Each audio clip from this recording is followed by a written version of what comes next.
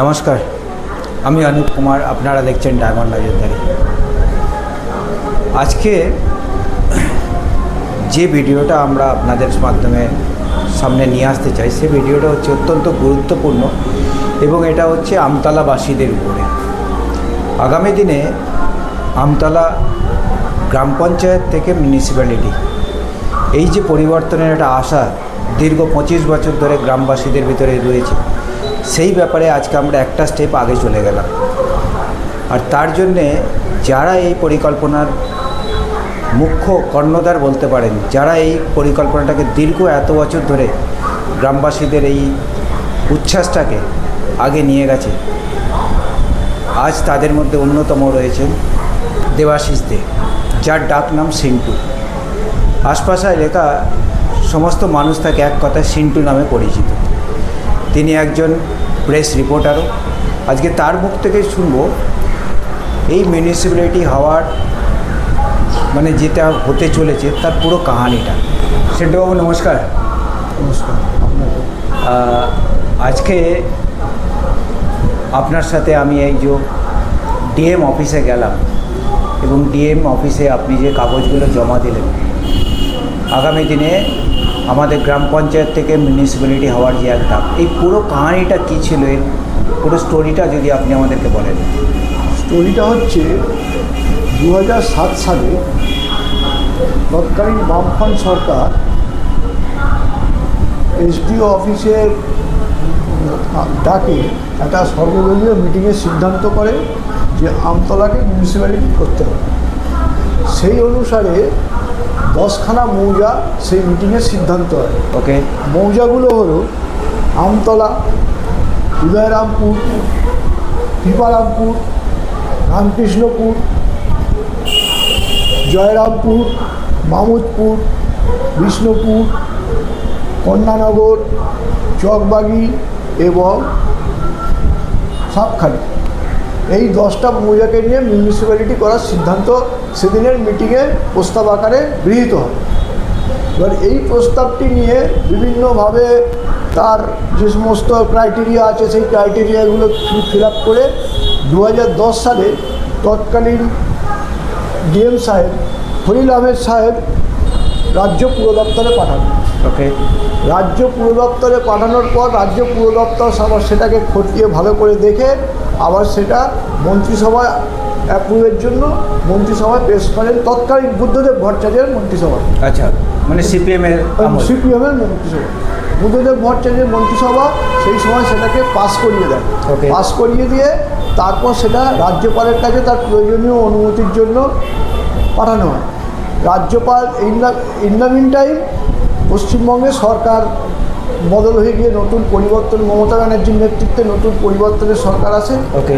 এবং সেই পরিবর্তনের মাধ্যমে রাজ্যপাল সেটা তার নতুন সরকারের ভিউজের জন্য পাঠান আবার রাইটার্স বিল্ডিং। তৎকালীন রাইটার্স বিল্ডিং ছিল। ওকে। Head office. এবার সেই রাইটার্স বিল্ডিংয়ে যাওয়ার পর 2016 সালে মন্ত্রিসভায় পুনরায় ওটা অ্যাপ্রুভাল দেয় মিউনিসিপ্যালিটি করার জন্য। ওকে। এবং সেটা রাজ্যপাল এর কাছে উনি আবার পেশ করেন এটাকে করার, যাতে অ্যাপ্রুভাল দেওয়া হয়। রাজ্যপালের প্রয়োজনীয় সম্মতি, সেই সম্মতিটা পাওয়া যায় যাতে এটা সেকশন 3-তে বলছে যে মিউনিসিপ্যাল অ্যাক্টের যে রাজ্যপাল এটার সম্মতি দিলে তবে এটা প্রাথমিক নোটিফিকেশান জারি হবে। কিন্তু রাজ্যপাল সম্মতি দিলেন জুন মাসে 17 তারিখ, তারপরেও আজ পর্যন্ত নোটিফিকেশান জারি হয়নি। আমরা মনে করছি যে এই ঘটনাটা কেন হয়নি, এর জন্য রাজনৈতিক হস্তক্ষেপ আছে। রাজনৈতিক হস্তক্ষেপ এই জন্য বলছি, একটা সরকার সে নিজেই মন্ত্রিসভায় অনুমোদন করলো, আবার সেই নিজে এটাকে নোটিফিকেশান জারি করছে না, এটার মধ্যে রাজনৈতিক উদ্দেশ্য আছে বলে আমি মনে করি। কারণ আমি এটার মধ্যে প্রত্যক্ষভাবে অনেক দিন জড়িত আছি। আমি দেখেছি যে এই জিনিসটা রাজনৈতিক উদ্দেশ্য নিয়েই বন্ধ করা হয়েছে। সেই জন্য আমরা ইতিমধ্যেই গত 27 তারিখ শুভেন্দু অধিকারীর কাছে জমা দিয়েছি নবান্নে, এবং আজকে আমরা ডিএম সাহেবের কাছে জমা দিলাম। আচ্ছা, ওই পেপারটা দেখান ডিএম সাহেবের কাছে। এই যে ডিএম সাহেবের কাছে এইটা আমি জমা দিয়েছি আজকে। আচ্ছা, এইটা আজকে জমা, ওকে, সমস্ত নথিপত্র সহ এতে জমা দেওয়া আছে। কারেক্ট। এইবারে ডিএম সাহেব আজকে আমাদের কথা দিয়েছেন একদম ভার্বালি যে আমি এটা নিয়ে যথাসাধ্য লড়াই করব। এই ডিএম সাহেব যে আমাদের কথা দিয়েছেন এতে আমরা খুব আনন্দিত এবং উৎফুল্ল যে আমরা হয়তো আগামী দিনে নতুন একটা মিউনিসিপ্যালিটি পেতে চলেছি। তার কারণ আমতলার যে অবস্থা, আমতলা এখন পঞ্চায়েত শাসনের মধ্যে রাখলে আর আমতলাকে টিকিয়ে রাখা যাবে না। চারিদিকে জমা জল, নোংরা, অপরিষ্কার, হ্যাঁ, তারপরে বিভিন্ন জায়গায় বেআইনি নির্মাণ, এই সমস্তগুলো আটকানোর জন্য অবিলম্বে আমতলায় একটা নতুন পৌরসভার দরকার। সেই কারণে আমরা খুবই আশান্বিত যে ডিএম সাহেবের এই যে তৎপরতা, এই তৎপরতা যে দেখিয়েছেন, এবং এটা শুভেন্দু অধিকারী সরকারের আমি মনে করি এর মধ্যে অনেকটা ফাংশন আছে। তারাও তৎপরতা দেখিয়েছে, তারাও ইতিমধ্যে আমাকে মোবাইলে SMS পাঠিয়েছে, বলেছে যে আপনার এটা আমরা মুখ্যমন্ত্রীর কাছে পাঠিয়েছি, সেগুলো আমার কাছে আছে সব ডকুমেন্ট মোবাইলে। তো এখন আমরা এখন আশায় দিন গুনছি কবে এর প্রাথমিক নোটিফিকেশনটা জারি হয়। মানে বিগত কত বছর ধরে আপনি এই ব্যাপারটার সাথে যুক্ত? আমি বিগত 7 সাল থেকে এর মধ্যে জড়িত আছি। 2007 সাল থেকে? 2007 সাল থেকে। 18 বছর ধরে। 18 বছর ধরে আপনি এর সাথে যুক্ত? 18 বছর ধরে এটা নিয়ে লড়াই করছি, সংঘর্ষটা চালিয়ে যাচ্ছি। হ্যাঁ, এবং আমি এইভাবে চালিয়ে যাচ্ছি কারণ আমতলার উন্নয়নের জন্য আমাদের কিছু করতেই হবে। এটা আমি মনে করি আমতলার নাগরিক হিসাবে আমার এটা দায়িত্ব এবং কর্তব্য। সবাই যদি চুপ করে বসে থাকি তাহলে তো আমতলার মানুষ তো যেরকম যে তিমিরে পড়ে আছে সেই তিমিরে থাকবে, তাদের তো ওপরে নিয়ে আসতে হবে। এবং আমি মনে করি আমতলার অধিকাংশ নাগরিক আমার সঙ্গে সহমত পোষণ করবে যে আমতলায় ইমিডিয়েট একটা মিউনিসিপ্যালিটি হোক। তার কারণ আমতলা মিউনিসিপ্যালিটি আমাদের দরকার দরকার দরকার।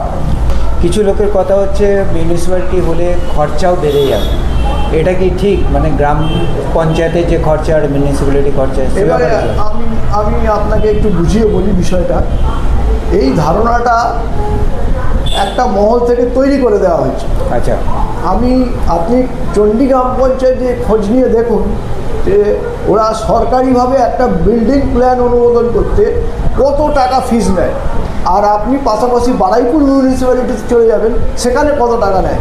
আমি আপনাকে দায়িত্ব নিয়ে বলছি, আমতলায় গ্রাম পঞ্চায়েত এরিয়ায় একটা বাড়ি নির্মাণ করতে যত কমই হোক 2 থেকে 2,500 টাকা ফিস নেয়। হ্যারাজ বারুইপুর মিউনিসিপ্যালিটি সেখানে 500 থেকে 700 টাকা ফিস নেয়। তাহলে একটা মিউনিসিপ্যালিটির জন্য যদি এত কম খরচা হয়, তাহলে আমতলায় কেন এত বেশি? আচ্ছা, আপনি এই যে যুক্তি ট্যাক্স বেড়ে যাবে, এটাকে আমি পুরোপুরি কন্ডেম করছি। ওকে, মিউনিসিপ্যালিটি হয়ে যায় তাহলে হয়তো সমস্ত রকম কাজগুলো করার জন্য একটা প্রপার টেন্ডার সিস্টেম চালু হবে, তাই তো? অবশ্যই। মানে যদি টেন্ডার সিস্টেম চালু হয়ে যায় তাহলে দুর্নীতির ব্যাপারটা বন্ধ হয়ে যাবে, পোর্টাল চালু হবে, পোর্টাল চালু হয়ে যাবে। তার মানে তখন লোকেরা ডাইরেক্ট তাদের কমপ্লেনগুলো দেখতে পারবে এবং সমস্ত কিছু সার্ভিসে। এবং সবচেয়ে বড় সিস্টেম আপনাকে বলি, মিউনিসিপ্যাল অ্যাক্টে এই পোর্টালটা সরাসরি মন্ত্রীর সঙ্গে যুক্ত। আচ্ছা, ফলে কোন মিউনিসিপ্যালিটিতে কোন ওয়ার্ডে কোথায় আলো জ্বলছে না, কোথায় প্রবলেম হচ্ছে, মন্ত্রী সরাসরি সেটার সঙ্গে সম্পর্ক স্থাপন করতে পারে, যেটা এত গ্রাম পঞ্চায়েতের মধ্যে মন্ত্রীর সঙ্গে যোগাযোগ রাখা সম্ভব নয়। ফলে এটা ডাইরেক্ট অপারেট বাই নবান্ন। ওকে সিন্টুবাবু, আপনার সাথে কথা বলে অসংখ্য ধন্যবাদ। হ্যাঁ, আপনার সঙ্গে কথা বলে আমার খুব ভালো লাগলো। Thank you. যে দাবিটা গত 25 বছর ধরে গ্রামের মানুষ, এলাকার মানুষ বারবার তুলেছিল, সেই দাবিটা হয়তো খুব শিগগিরই আমরা পেয়ে যাব। আজকে আমি নিজেও ডিএমের ঘরে ছিলাম যখন সিন্টুবাবু এবং আমাদের সাথে ছিলেন চন্দন পাল, তিনি এই মুহূর্তে নেই আমাদের সাথে। আমরা তিনজনের সরাসরি উপস্থিত ছিলাম ডিএম অভিষেক তিওয়ারির সাথে কথা বলেছিলাম এবং তিনি যেভাবে আমাদেরকে আশ্বস্ত করেছিলেন ব্যাপারটাকে নিয়ে, হয়তো আমরা ইমিডিয়েট মানে হয়তো 6 মাস 6 মাসের ভেতরেই হয়তো এটা একটা বড় কার্যকর ব্যাপার দেখতে পাবো, তাই তো? আপনার কি মত হয়? একদম 6 মাস হয়তো লাগবে না, তার আগে আগামী 3 মাসের মধ্যেই আমরা আশা করছি এটা মিউনিসিপ্যালিটিতে পরিণত করতে পারবো, আর কারণ এটা আমার সেই বিশ্বাসটা আমার আছে। আর এই ব্যাপারটা নিয়ে সমস্ত ক্রেডিট যদি যায় সেটা হচ্ছে এই সিন্টু। না না, আমার না, জামতলার জনগণের। কারণ আমি এই সমস্ত পেপারগুলো দেখলাম যেভাবে উনি পেপারগুলো নিয়ে মানে মেনটেন করেছেন এবং step by step date wise 2007 থেকে নিয়ার অ্যাবাউট প্রায় 300-400 পেপার এবং প্রতিটা স্টেপ বাই স্টেপ পেপার রয়েছে, যার ফলে আজকে আমরা রাজ্যপালের অনুমোদন থেকে ক্যাবিনেটের অনুমোদন থেকে সমস্ত পেপার এখানে আমরা দেখতে পেলাম এবং আগামী দিনে শুভেন্দু সরকার অর্থাৎ বিজেপি সরকারের অনুমোদন হয়তো আমরা খুব শীঘ্রই পেয়ে যাব। আজকে এই ভিডিওটা আমতলাবাসীদের জন্য খুব ভালো ভিডিও, প্লিজ দেখবেন, লাইক করবেন, শেয়ার করবেন। আমি অনুপ কুমার, আপনারা দেখছেন ড্রাগন নজরদারি। Thank you so much. জয় হিন্দ, বন্দে মাতরম। বন্দে মাতরম, ভারত মাতা কি জয়।